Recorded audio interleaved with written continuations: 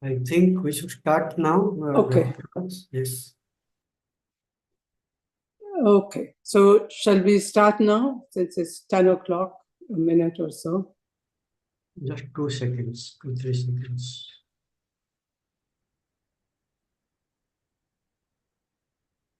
Yes, we can start now. Okay. Welcome to all.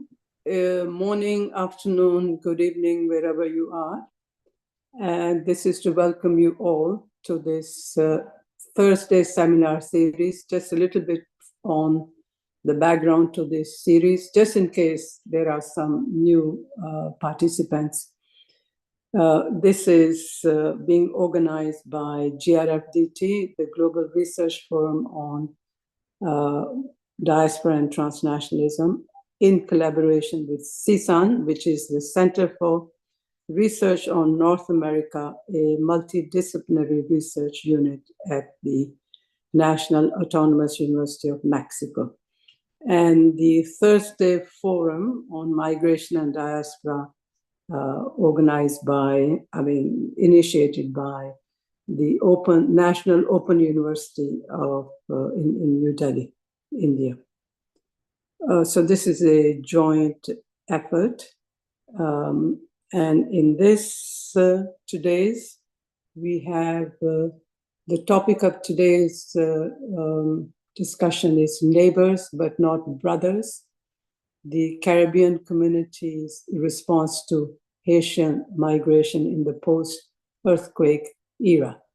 Now, this is being discussed or presented by Dr. Natalie Dietrich Jones, who's a research fellow at the Sir Arthur Lewis Institute of Social and Economic Studies at the University of the West Indies at Mona in Jamaica, Mona campus in Jamaica. Her interests include geographies of the border, governance of migration, and intra-regional migration in the Caribbean. Natalie is chair of the Migration and Development Cluster, an interdisciplinary group of researchers exploring contemporary issues concerning migration in the Caribbean and its diaspora. Natalie holds an MPhil in Development Studies from the University of Cambridge and a PhD in Development Policy and Management from the University of Manchester, both in the United Kingdom. She's currently undertaking a multi-sited project on the response to Venezuelan migration in small island developing states in the Southern Caribbean. She's also principal investigator for the Jamaica component of South-South migration and migrant food insecurity, intersections, impact, and remedies. This is a multi-city research initiative which is led by the Wilfrid Laurier University in Canada. Okay, now this, as you can see, she's engaged in lots of projects and so on, and we are looking forward to hearing her perspective on this migration from Haiti, an island in the Caribbean, and she will explain where it is, just in case if some of you are not familiar with this region.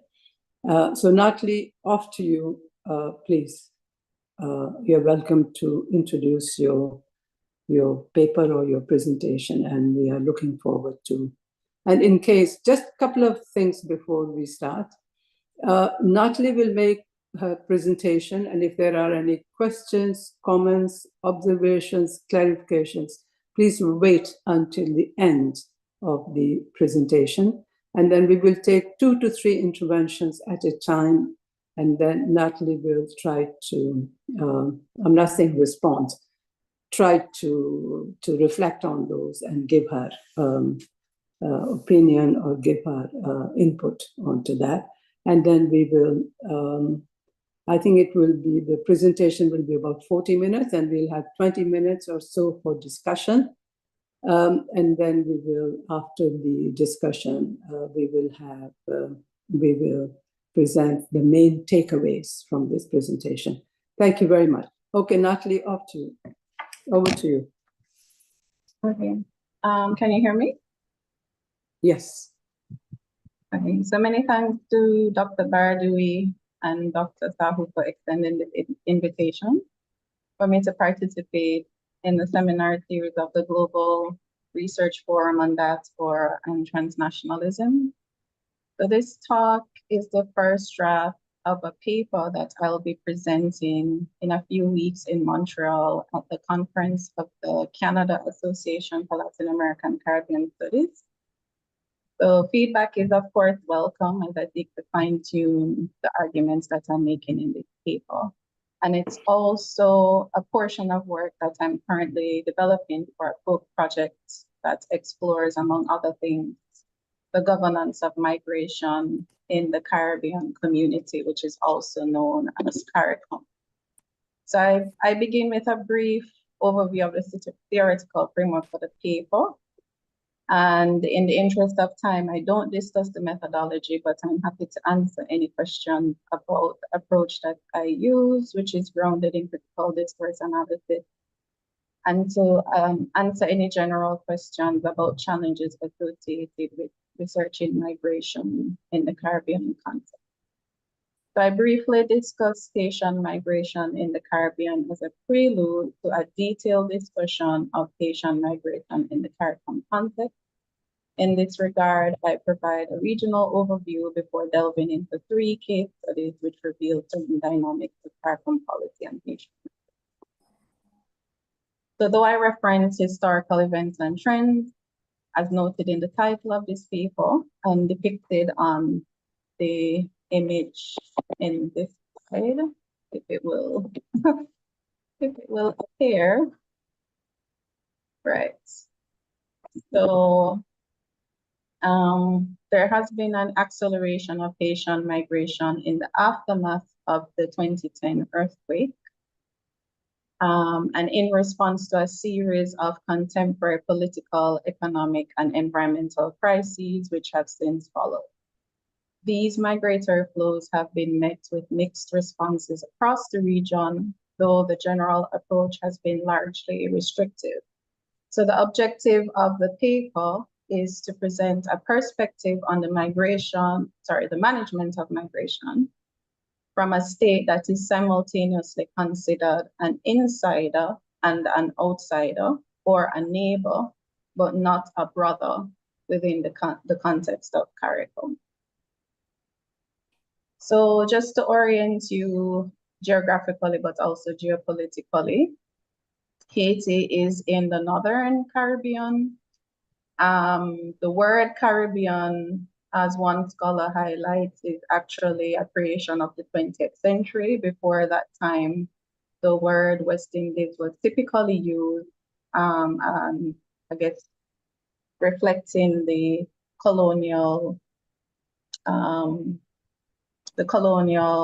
results of colonialism in this geographic region. So Haiti is to the east of Cuba, southeast of Cuba, as well as the southeast of Jamaica and north of most of the islands in the Eastern Caribbean. But it is also south of the Turks and Caicos and the Bahamas, which are sandwiched in between the tip of Florida of the United States. And this is important in terms of the migration patterns that have evolved over time. I don't spend too much time here, it's just for you to get a geographic orientation, but also to emphasize that for this presentation, although CARICOM also includes a Dutch-speaking country, which is Suriname, I focus on the Anglophone Caribbean CARICOM member states. Right. So I start from the premise that the Caribbean is a heterogeneous region comprised of both peripheral and semi-peripheral states, which are distinguished by an amalgam of limits to their autonomy over migration affairs, the extent of their role in the reproduction of global citizenship hierarchies, and their level of spatial connectedness with frontiers of the global north, primarily those in Europe. So it's important to note that states can simultaneously occupy different peripheries based on the exigencies of the temporal and/or geopolitical moments. So although some states, such as the overseas dependencies and territories and independent states of the Eastern Caribbean can be classified as peripheral, by and large, they are semi-peripheral states. So historically, colonial Anglophone Caribbean states have had mixed experiences with autonomy in the migration policy sphere. In today's context, in principle, the now independent states possess full autonomy over migration matters. However, the continued reach of colonialism and the state's limited scope of policy autonomy is ever present in the current deportation practices of the global north. Caribbean countries are forced to accept involuntarily returned migrants despite the lack of social infrastructure to respond to their specific needs.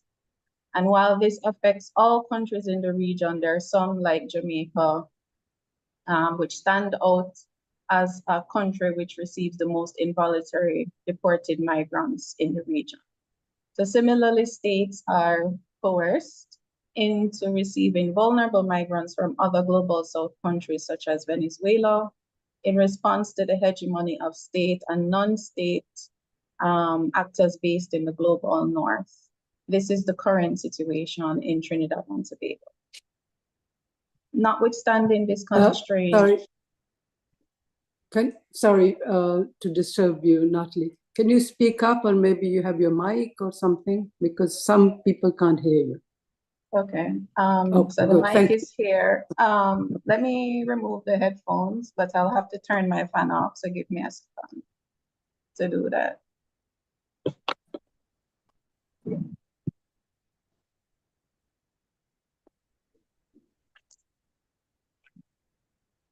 Are you hearing me? Yeah, better. Thank you. Okay. All right. Sorry about that. So notwithstanding this constrained policy autonomy, some Caribbean states reproduce global hierarchies of citizenship through the valuing of high net worth migrants, as evidenced by citizenship by investment programs and digital nomad visas. In the region, 7 CARICOM member states operate digital nomad visa programs, which enable teleworking for agile and well-to-do teleworkers. I would say primarily from the global north, but the countries have not published statistics on the beneficiaries of the DNV. So it's hard to make that conclusion. But in any event, these DNVs obscure the racialized practices which allow mobility for some and result in immobility for others. In addition, 5 have citizenship by investment programs, which allow high net worth individual citizenship as a stepping stone to access hundreds of jurisdictions with visa-free access for CBI states. In this regard, Caribbean states are fixedly located in a global regime of value preference. However, this reality reinforces the dual peripheries occupied by some states, such as Dominica, which offers both CBI and DNV programs and enjoys a short stay visa waiver to the EU, but which has, since 2023, required visa access to the United Kingdom. Finally, the Caribbean is a peripheral space, and in the post-colonial world, the region with the most colonies remaining. Despite their geographical location in the Caribbean, these residual colonies are spatial frontiers for Europe. Limited resources for migration management are therefore channeled into the preservation of maritime borders and thus the protection of Fortress Europe to keep those who are less valued out. So what does all this mean within the context of CARICOM, and why is it relevant to Haitian migration? As Boatka and Santos point out, the citizenship of the first independent country in Latin America and the Caribbean is of less value. The citizenship of the first independent country in Latin America and the Caribbean is of less value in a global hierarchy of citizenships. The intra-regional migration of the intra-regional migration of Haitian migrants underscores the racialization of migration in the Caribbean/CARICOM space and the use of restrictive practices to curb unwanted migrants. It is a typecast of the global hierarchy of citizenships as reproduced in the Global South.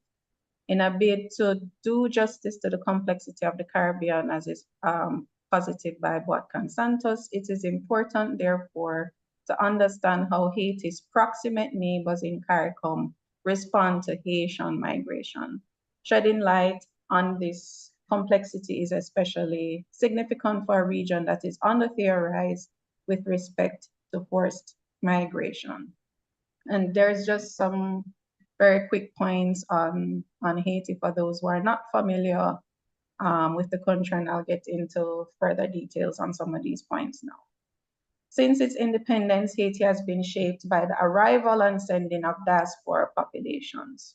Although classified by hypermobility as is the rest of the Caribbean basin, mobility has at times been constrained by border control measures such as those implemented during the 20th century. Haiti is, however, distinct from the Anglophone Caribbean with respect to its outward migratory patterns. The difference may be explained by its liberation history and the continuation of forced labor practices after independence. In the Anglophone Caribbean, initial attempts to restrict mobility after emancipation from forced enslavement under the British gave way to efforts to encourage migration when it became difficult to contract surplus labor to plantations. The post-emancipation era in the Anglophone Caribbean was therefore characterized by two waves of mass migration, intra-regional migration to Central and South America between 1835 and 1885, and extra-regional emigration to North America between 1885 and 1920. For Haiti, there was emigration within Hispaniola since the 17th century and to Cuba in the early 20th century. So there is an overlap there with the migratory movements in the Anglophone Caribbean.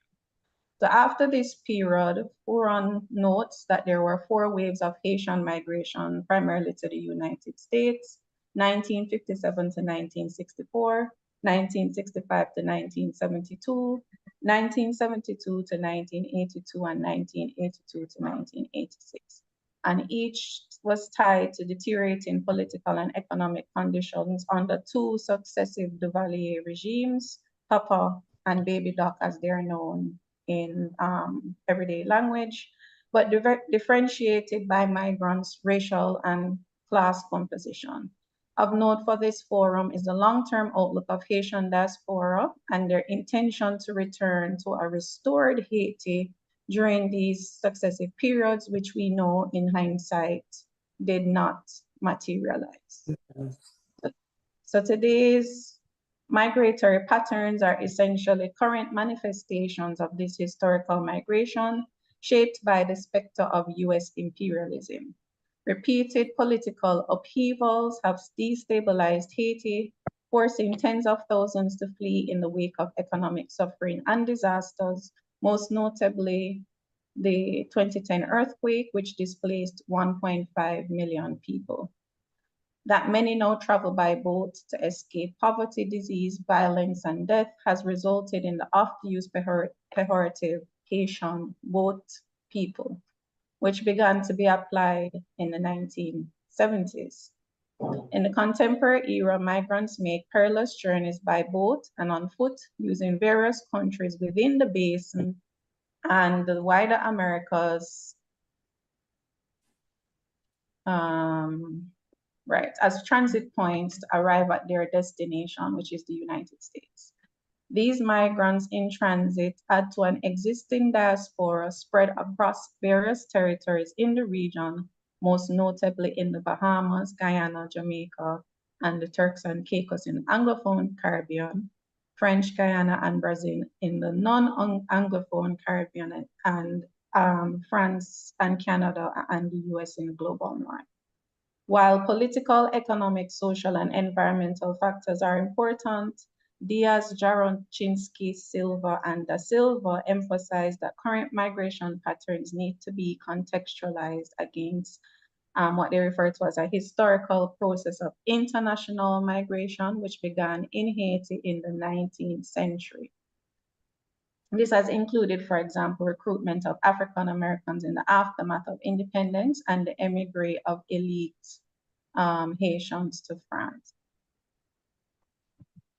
So in terms of some current reference points, Haitians continue to be among the top emigres in the Caribbean. They constitute the largest diaspora population in the region at 63%. Emigration levels have been highest since the earthquake, increasing to various degrees depending on the country that's being analyzed. The highest increase being in Chile, where there was a 595% increase in Haitians between 2015 and 2020. And there's similar, not as high, but similar increases in terms of French Guiana, the Bahamas, and the Dominican Republic. I don't have on this slide, but one thing to note is the increase in travel of vulnerable migrants and the interdictions that happen at places such as the Mexican border and through the Darien Gap, which you would be seeing on the news if you're following what's happening in this area. And there's also been exponential increases noted, as documented in this 2023 IOM report.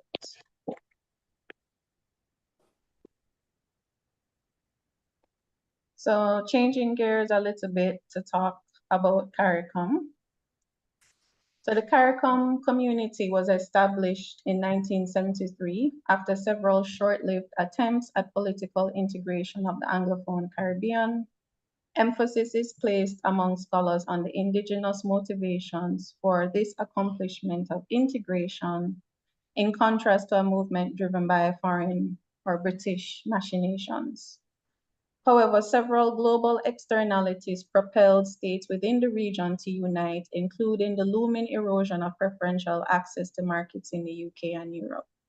In the late 80s, new externalities brought on by the acceleration of globalization caused the CARICOM states to reflect on sustainability of the organization and the very survival of the region. Recommendations were made to deepen integration by expanding CARICOM's geographic, linguistic, and cultural footprint. Haiti and Suriname were courted for this venture. Therefore, nearly 3 decades of CARICOM's existence passed before Haiti became a full member of CARICOM in 2002, and it was the first Francophone state to have full membership. It's only one still, but its success at provisional membership in 1998 followed a failed first attempt at joining CARICOM in the 1970s. So this cursory history of integration is important as it highlights that Haiti remained somewhat alienated from its more democratic Caribbean neighbors prior to its membership in CARICOM. This distance is not surprising since the decolonial movement occurred more than 150 years after Haiti's independence. During this time, Haiti's demonization by the West discouraged engagement by even its most proximate neighbors. Smith's discussion of Haiti as an island among islands unpacks the nuances of CARICOM's ambiguous relationship with Haiti. This history is also relevant to the discourse around CARICOM member states' unwelcome reception of Haitian nationals. It was only 5 years after Haiti's membership in CARICOM that freedom of movement provisions were consolidated through the implementation of the CARICOM single market and economy in around 2005 or 2006. So the CSME a creature of the 2001 revised Treaty of Chaguaramas, for the first time allowed recognized skilled nationals the right to freedom of movement for the purpose of work and residence. It also allowed for hassle-free travel of all CARICOM citizens, which was designated as a period of 6 months of definite stay in the subsequent Grand Anse Declaration. Other provisions related to the rights of establishment had existed in various forms since the establishment of CARICOM's predecessor. Haiti's integration in CARICOM did not result in automatic enjoyment of freedom of movement provisions under the CSME by Haitian nationals, as would have been expected. Haiti's participation suffered from the inertia of CARICOM member states' implementation of freedom of movement provisions, as well as Haiti's internal political and economic issues which limited its full engagement in CARICOM. For example, Haiti's participation in CARICOM was suspended for 2 years into its membership following a coup in 2004. With the resolution of this crisis and a newly elected president in place in 2007, the CARICOM representative office in Haiti began a Haiti CSME project. All right. So extant visa restrictions on the mobility of Haitian nationals crippled officials' participation in high-level meetings, such that representation was made to the CARICOM heads of government to allow concessions for Haitian nationals to travel freely within CARICOM in 2009. In 2010, concessions were granted which waived visa requirements for holders of diplomatic passports and business persons with US, Canadian, or EU visas only, right? And this was with uneven implementation across CSME member states. Thus, some concessions seem to have been given on the rights of establishment and the movement of non-wage earners. However, the movement of the average Haitian citizen continued to be prescribed in CARICOM, in contrast to CARICOM nationals of other member states in the aftermath. Let me read that again. However, the movement of the average Haitian citizen continued to be prescribed in CARICOM, in contrast to CARICOM nationals of other member states. In the aftermath of the earthquake, then President Martelly renewed calls for allowance of hassle-free travel for Haitians who hold US or Schengen visas. This concession was granted on the pretext that it would allow for recovery of the Haitian economy post-earthquake. However, this exceptionalism underscores Haiti's place as a peripheral state, even within the global South. Thus, while the move to accommodate Haitians within the freedom of movement regime signal a positive change in the management of Haitian migration, the decision to rely on the screening processes of the United States serves to underscore a dependency on security regimes in the global North.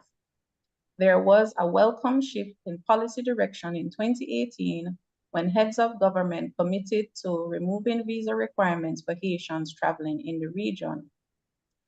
Previously, 2 opinions in the Office of the General Counsel of CARICOM had affirmed Haitians' right to freedom of movement.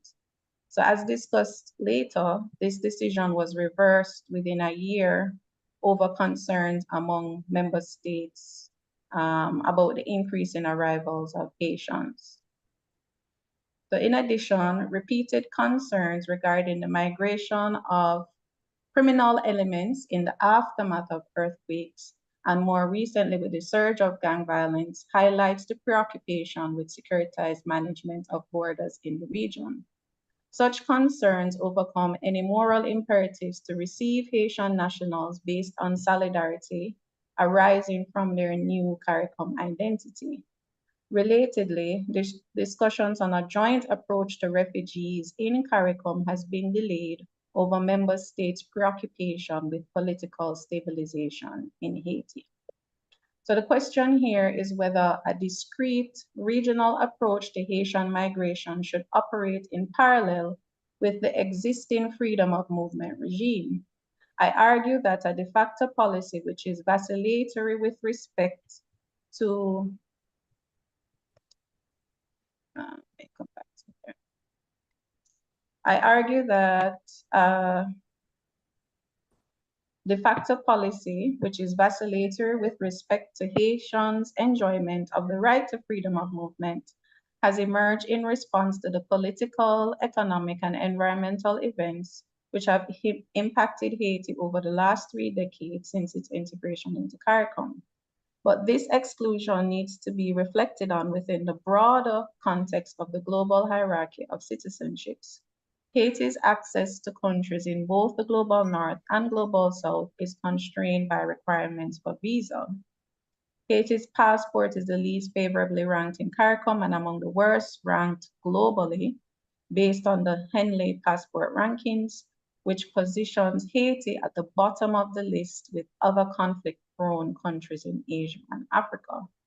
This exclusion also needs to be juxtaposed against long-standing regional tensions regarding freedom of movement in the CSME, which has resulted in discriminatory practices at ports of entry against othered CARICOM nationals such as Jamaican and Guyanese, which rank low within the interregional hierarchy of citizenship. So the vacillatory approach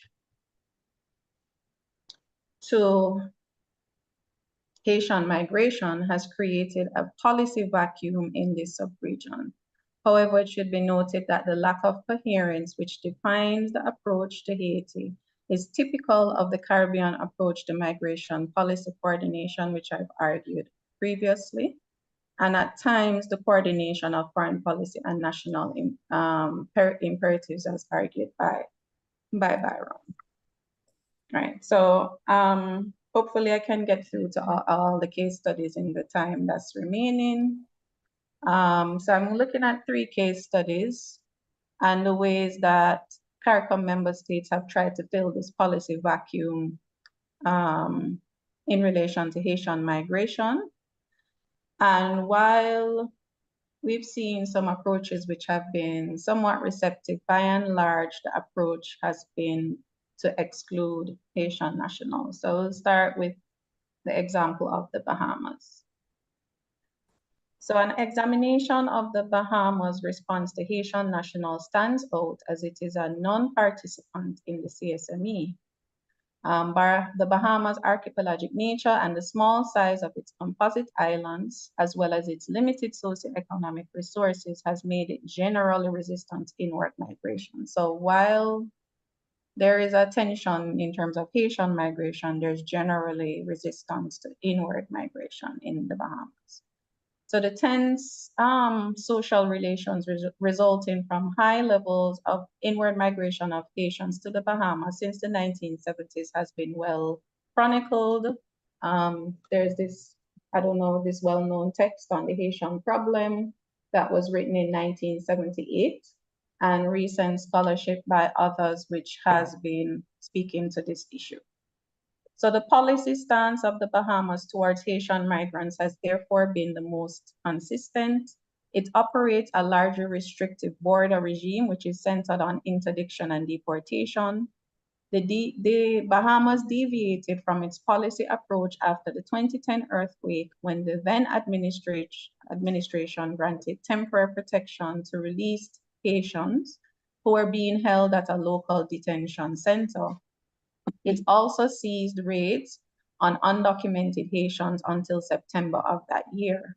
However, it did not stop detaining migrants at sea and relied on interdiction and deportation as its primary policy approach. In one media house, the then Prime Minister indicated that we will do all we can to assist Haiti, except we cannot absorb Haiti's population in the Bahamas. In response to a 5.9 magnitude earthquake in Haiti, this was in 2018, the then Minister of Immigration indicated that the government of the Bahamas has put its various agencies on alert in the event there is an influx of persons resulting from the earthquake in Haiti. So they'll be increasing their normal border patrol between Defense Force, Air Wing, Immigration, Police, so on and so forth. The interview with the minister also referenced investment in drone technology as an additional measure of surveillance. A year later, following Hurricane Dorian, a nationalist organization called on the government to remove Haitians who had been living in the Bahamas from shelters. Most recently, in 2024, the Bahamas has bolstered security of its southern borders to support interdiction of Haitians at sea. In this regard, it is supported by regional and extra-regional partners, including the United States, the United Kingdom, the U.S. Coast Guard, Turks and Caicos, and Cuba, which have collaborated on joint operations and the sharing of intelligence. Unlike the Bahamas, Barbados fully participates in the CSME and is one of the CARICOM states most advanced in its arrangements to support freedom of movement provisions. Barbados also exercises responsibility for implementation of the CSME based on allocations of responsibility in the CARICOM quasi-cabinet. Barbados became the first state to call for the removal of visa restrictions on Haitians and eliminated this requirement in 2018. The announcement came during the opening ceremony of the 39th meeting of the heads of government in Jamaica, and in making her statement, Prime Minister Motley indicated that the visa requirement breaches the fundamental tenets that binds us together under the revised Treaty of Chaguaramas. These tenets relate to non-discrimination and relate to not treating anyone outside of the community in a more favorable manner than we treat each other in the community. One government minister in the Barbados cabinet also indicated it should not have been on in the first place. This is in relation to the visa requirement. I was shocked to learn that it is clear law. That was absolutely incorrect. If Haiti is a member of CARICOM and the Treaty of Chaguaramas speaks to non-discrimination and equal treatment, how can you have put on visa requirements on Haitians? Why do we do this to our own people? The announcement at CARICOM triggered a wave of removals of restrictions in other countries such as Jamaica, St. Lucia, and Guyana. However, while these comments emphasize principles of equality and non-discrimination, these sentiments were short-lived. With a dramatic increase in arrivals of Haitians via Panama, many of whom lacked resources to support their stay in Barbados, the decision was reversed. In making the announcement to press, Barbados' ambassador to CARICOM indicated that the Barbados government felt like it did not have a choice. We didn't want to do it. But after considering all of the possible ways of dealing with the problem, it came to the conclusion that unfortunately, the only way to deal with the problem was to impose some form of visa requirement. So it was done reluctantly. The position was becoming untenable and corrective measures had to be taken. The irony of this decision was not lost on local press, which sought to remind the public that Barbados had removed visa requirements for nationals from Cameroon, Ethiopia, Ghana, Liberia, Morocco, Bahrain, Jordan, Oman, Qatar, Indonesia, Vietnam, Thailand, and India in order to boost tourism and investment. This apparent inconsistency in visa regimes merely underscores that the global hierarchy of citizenship and the valuation of certain citizens over others. Barbados' reversal similarly triggered a wave of reinstitution of visa requirements for Haitians, most recently Belize in 2023. A ministerial task force had identified Belize as a transit point for the smuggling of Haitians, and after a thorough discussion, this is a quote, on the increasing number of visitors who are using Belize as a transit country to reach the United States, Cabinet determined that Belize would invoke Article 226 of the revised Treaty of Chaguaramas, which will allow for the Minister of Immigration to immediately impose a visa requirement for Haitians wishing to visit Belize. I had one more case study, but in the interest of time, I'll just move to the conclusion, and if persons have questions on Jamaica, then I'm happy to answer them. So just some preliminary thoughts, because as I said, this is a working paper. The unwelcome reception of Haitian migrants in the post-earthquake context points to Haiti's ambiguous position in CARICOM. Unequal and discriminatory treatment within the context of the CSME has coincided with a watershed moment in Haiti's history. However, the largely restrictive approach underscores Haiti's positioning in the global mobility regime, as well as the existence of a regional hierarchy of citizenship within CARICOM. A distinct policy on Haitian migration may serve to further alienate Haitian migrants within this regional system. However, it is clear that a CARICOM position needs to be established with respect to Haitian migration in the context of the CSME. While an emphasis on political stability is most expedient, there should be consideration on whether intra-regional migration can help address some of the socioeconomic issues in Haiti. So thanks for listening, and for anybody who wants to reach out, they can be contacted through those media. Thank you very much, Natalie. This was a lot. You covered a lot in 40 minutes, and I think you gave us the history of Haiti, its geographical position, location, and how Haiti and Haiti nationals are treated, even within the region, far less outside the region. And you have situated this in the context of the global hierarchy of citizenship and how your passports or your nationality is valued, whether you are from a country which has resources, then the citizenship can be changed, like the nomad, what they call them, those, or investment, citizenship by investment, which is quite notorious. Citizenship by investment, you don't even check the background of the people. You can have thugs coming into your country as long as you have $1 million or $500,000 to give, and you get the passport, and your family and your grandchildren and your future generations get that passport. Okay, so I think perhaps most of our participants may not be very familiar with this, but I think it was a lot to understand, but good to contextualize, because what we are saying here is that there are certain people who matter, there are others who don't matter. And I think a lot is influenced by the global north, I would say the US and Europe, how they see, how they value people, and how they open their door or not open their door. So this is a area of contestation, in the sense that instead of based on people's needs, it is based on where you're coming from and how you are treated. But it is really, in the case of the Caribbean, I think it's quite disappointing. And you, as you rightly put in your title of your presentation, can you hear me? Hello? Yes, Yes, we can hear. Yeah, okay, because I wasn't sure. And in the case of the Caribbean, where one would expect some kind of regional solidarity, it isn't there.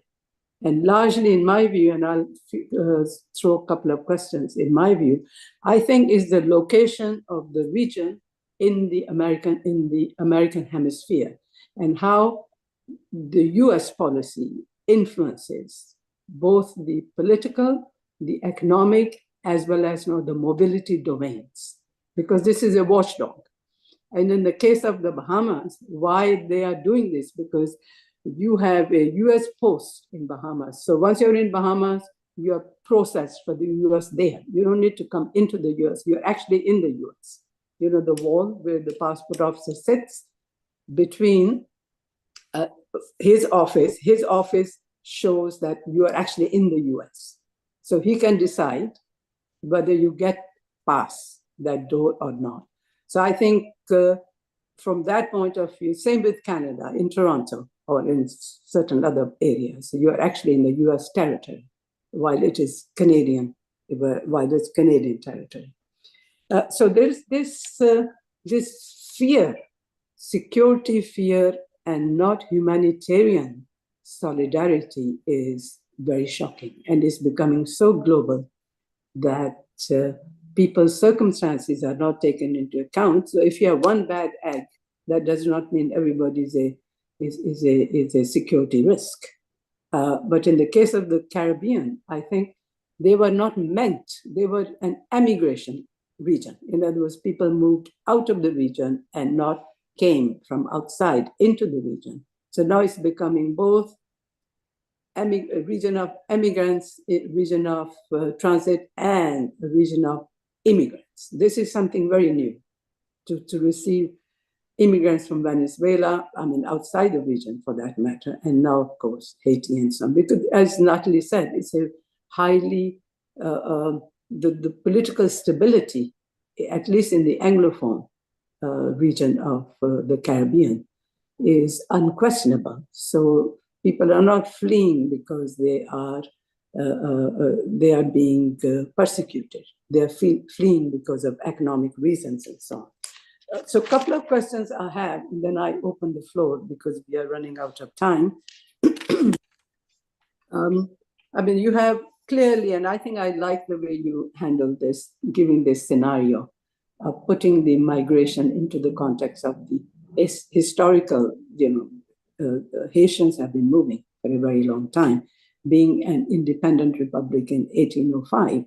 And the fact that they were able to, Haitians were able to overthrow Napoleon's army and defeated Napoleon's army and became independent is a very serious blow to the imperialists, and of course to the United States in that way as well, because say how in the region, how in America we could have a first Black republic.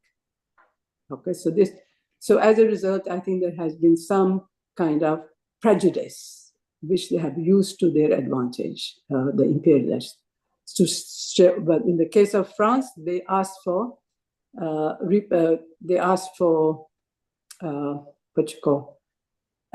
to give back money. They asked Haiti to give them money, to give money to the imperialists because they had thrown the French out, and therefore Haitians were no more a cheap source of labor for France. So now they wanted compensation, and I think they're still paying. Is that $150 billion from this poor country? They're still paying. I think they haven't cleared it yet. I mean, one of the reasons for the poverty of Haiti, and not recognize that was basically, this was to recognize Haiti as an independent country. If France doesn't recognize it, the rest of the world will not recognize. So in order for that, whoever was in power said, okay, fine, we will give you this.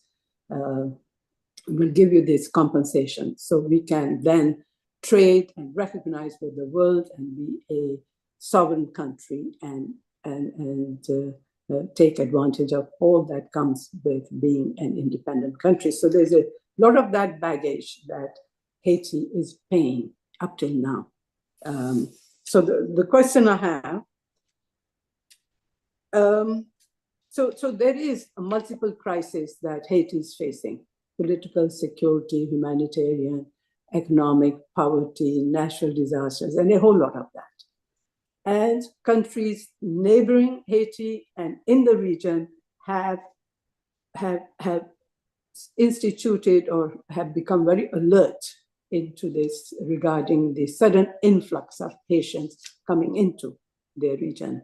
I was just reading a couple of days ago how one of the senators in Miami, because a lot of Haitians go to Miami, have alerted that we need to secure our borders. Now, so what is, if every border is being closed and there's a humanitarian crisis, the question to you, Natalie, well, how do we reflect this situation in terms of arresting this humanitarian crisis? Because people will have to move. Where do they go? They will be dying or they are displaced and so on. This is a very serious situation for the region. Whether it will cause any sort of destabilization as maybe one of the reasons why in the Eastern Caribbean or the Caribbean countries are reluctant to have Haitians. They think they're a security and a political threat. If this is it, there's no way we can wipe that out from the minds of policymakers. And that's why they are toing and froing. Yes, they give you, they take away your freedom of movement. They give you, they take it away. So how do we see this? And then I'll open the floor. I think I've spoken enough. Okay, up to you, Nati. So I think the question you're asking is if borders are closed in the north, where will Haitians go to? I think that's what you're asking. Even in the region. And what will be the policy response? So we're already seeing diversion of migration away from destinations in the north, which is why Chile and Brazil now have such large numbers of Haitian migrants, partly to do with a combination of things, that they're transit countries, but they're also, in the case of Brazil, countries which in the past had offered temporary protected status to Haitians in the aftermath of the 2010 earthquake. So I think the challenge for CARICOM is, does it have a responsibility to Haitians in light of these border closures? And I would tentatively say yes. I based that answer on other research that have been undertaken in relation to Venezuelan migration to the Southern Caribbean. And my arguments which support the creation of a regional policy on refugees. Of course, the overarching question or the elephant in the room is whether all of these Haitians could be classified as refugees based on the criteria outlined in the convention. I guess that's another debate to have. But part of the solution would be support through reception and granting of asylum where financial resources allow. I'll just take that in because I know some people are going to come at me to say that we don't have either the physical space or the financial resources to accommodate large numbers of arrivals. Actually, Natalie, my question was not for the North. It was within the region. In other words, this is a likely place that they should be coming to, notwithstanding that there are limited resources in the region, in the Caribbean region, and limited institutional capacity, because the region is not, when the Refugee Convention was put in place in 1951, most of the countries in the Caribbean were not independent, so they are not party to maybe later on some are and some are not, I don't know. They're not party to the convention because they were not, so they don't have the apparatus, they don't have the institutional machinery to deal with this. So that's the challenge. Now that will be a challenge. So my answer still remains the answer that I provided before. And I would, I guess, respectfully disagree about the machinery. So this is actually a key piece of my work in terms of whether small states in the region have the capacity to respond to large volumes of arriving vulnerable migrants arriving.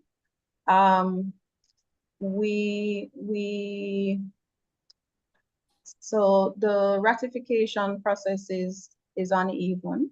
So some countries have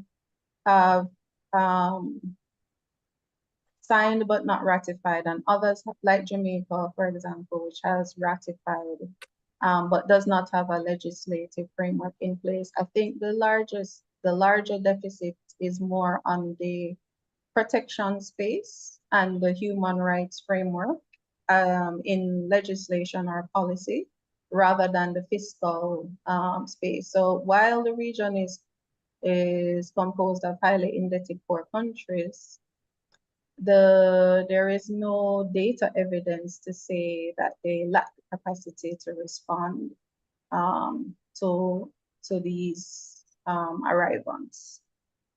The larger question for me is, can the human rights framework be sufficiently developed to respond to the needs of this person? Because you are correct in the sense that there is a deficit in the protection space, but I don't see this deficit necessarily in the reception or integration space. I would make that distinction. I don't know if you're understanding and others will understand. All right, thank you. I think there are a couple of questions in the chat. Shall I read it, or you guys want to speak? There's one question from Hillary, and there's another one there are two from Hillary. So Hillary, would you like to raise your hand and make an intervention? Can you hear me? Hi, is he? Oh, he's not there. Oh, he or she's not there. Okay, so in that case, so can I read the question? So the question is, instead of seeing Haitian refugees as a burden, governments need to see them as a resource, people with variety of useful skills, and they could work and contribute to the economy. Sorry, my microphone is not working. Can you hear me now? Can you hear me? Yeah, okay. Maybe Hillary could hear me. And what would it take? What would it take to challenge Caribbean governments to be more receptive to receiving vulnerable Haitians into their islands, into their countries? Thank you. All right. So I'm on the same page as Hillary in terms of the need to support integration of migrants into the society that they claim as host countries. So I've argued elsewhere that the challenge is really the crisis itself. So one of the things that I didn't get to touch on was the lack of a cohesive policy framework for migration generally across the region. So many countries do not have a migration and development policy framework, and they don't have a refugee policy, which is what we were discussing just now. And so I've argued that these crises can either reinforce the status quo and result in the exclusion of migrants, or they can create the necessary change that's required in the policy space. And what we're seeing in the context of Venezuelan migration is it is slow and it's happening in fits and starts, but we're seeing where countries have been doing these small accommodations in order to be more welcoming to migrants. So I wholeheartedly agree with the view advanced by Hillary. I think there are two other hands up. Yes. Raj, Dr. Raj, can I ask? Please go ahead. In fact, it's a very interesting paper, but I am first time hearing about Haiti, so I don't have much knowledge on this. But since climate migration is increasing across the globe, I think we have to learn from many countries who are handling it better. And for example, Japan, I don't think they migrate a lot, but they also have this earthquake and other disasters very frequently. And I think we have to learn a lot about Japan government and the way they manage, rehabilitation, housing, and other thing. That is a kind of, lesson we have to learn. So I want Natalie to give a comparative perspective. Okay, so that's actually a very good question because it highlights an area where there is more sophistication, or I guess progress in the response to vulnerable migrants. So the the Caribbean has been fairly, very receptive to persons who have been displaced by weather-related phenomena and other types of disasters like volcanic eruptions. And part of the reason that this has happened is because of the frameworks of freedom of movement in CARICOM, but also a similar framework for freedom of movement within the Organization of Eastern Caribbean States. So it is possible to use these ad hoc regimes that have emerged as models for reception of migrants in conflict-related scenarios. But we're not quite there yet, and that's the struggle that we're currently confronting. So just to give an example, since for persons who are not familiar with the region, in 29, when was Irma? 2016, Irma and Maria. Oh, yeah. Those were 20 two major hurricanes which devastated the region. It actually wiped out all of Barbuda and resulted in the displacement of the entire population from Barbuda. In that instance, many countries in the region, Dominica, St. Lucia, Trinidad, Barbados, received persons which had been displaced by the hurricane. And this approach to reception is actually being used in contrast to governments receiving vulnerable migrants from Venezuela and even Haiti. So if I'm remembering correctly, one prime minister actually said that that situation in terms of receiving persons within the context of hurricane is very different. We're receiving brothers and sisters displaced in very desperate circumstances. That's different from them having to receive Venezuelan migrants who are labeled as economic migrants. So what we need to get to within the region is embracing a wider definition of the refugee, which is encapsulated in the Cartagena Declaration, and that's been endorsed by several countries in CARICOM. And perhaps move towards the point that Hillary was indicating, which is where we'll not be refouling persons to places where their life is in danger, and perhaps be collaborating with other countries if we're unable to receive them, to partner with resettlement, which is also an option. Sorry, I'm using my my position as chair. Natalie, what about the temporary protection status? Is that available in the Caribbean, dealing with people who are affected by sudden, disasters or sudden displacement and so on? Is it working anywhere in the region?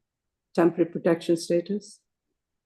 So in a de facto way, yes, in the manner that I described earlier, but there is no formal temporary protection status as it operates in the United States.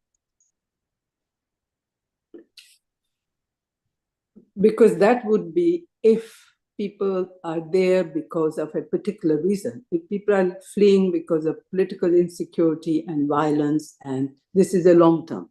This is not a hurricane, or this is not earthquake, that when things are back to normal, they will go back. That is what that is.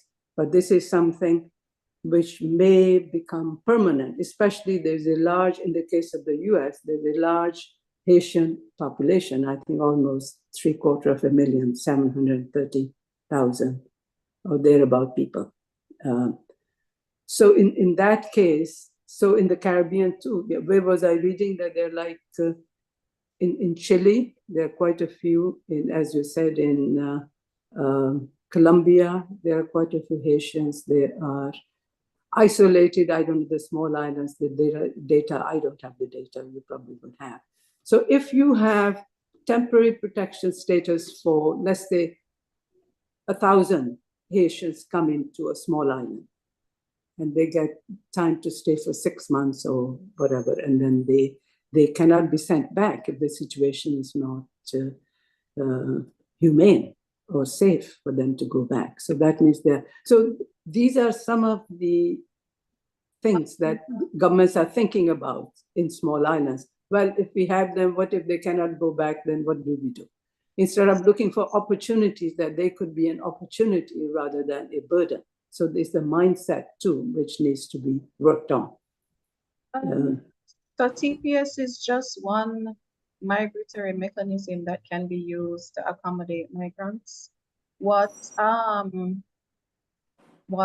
scholars and activists in the area have been suggesting is that states draw on the existing toolbox in the global migration system. TPS is one, but labor mobility schemes are another, which is essentially what the CSME and freedom of movement under the Eastern Caribbean Economic Union would entail. So persons are able to integrate themselves temporarily, reside, work, have access to social services for the duration of their stay.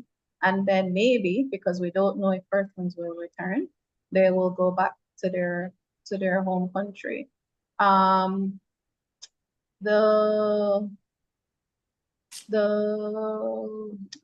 was something I wanted to say about TPS, but in any event, what we saw in the past, I had shared some information about migration to the US in the very early stages. Not all migrants want to permanently relocate.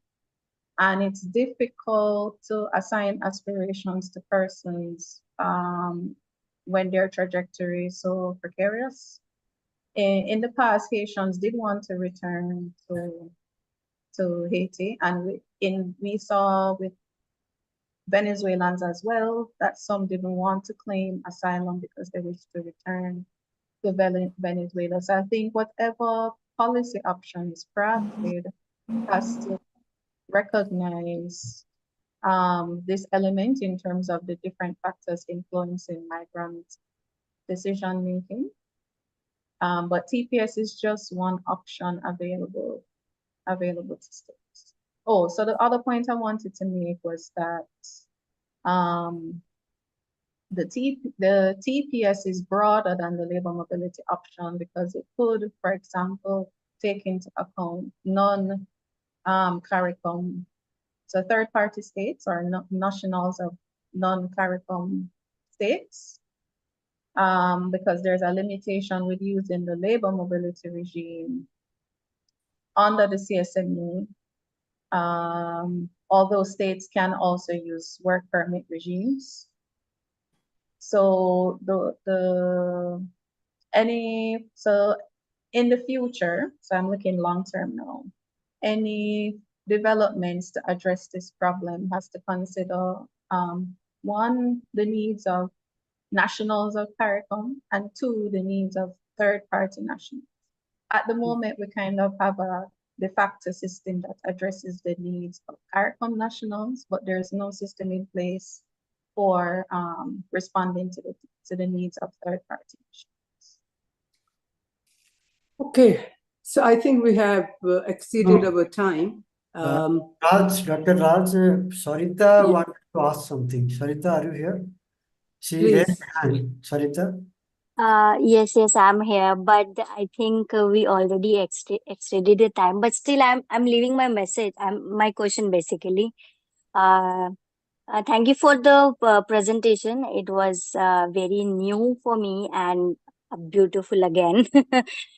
So my question is, how do you see the role of United Nation, or you can take particularly as UNHCR, in maintaining the social security for these Hayatis migrants in that area, or in particular countries they are moving to? Thank you. Okay, so thanks for that question. So the UNHCR has been a key actor in the region. We've seen its activity kind of mushroom within the context of Venezuelan migration post 2014. The challenge, though, with UNHCR's role is that it has to be with government approval, I guess, for want of a better word.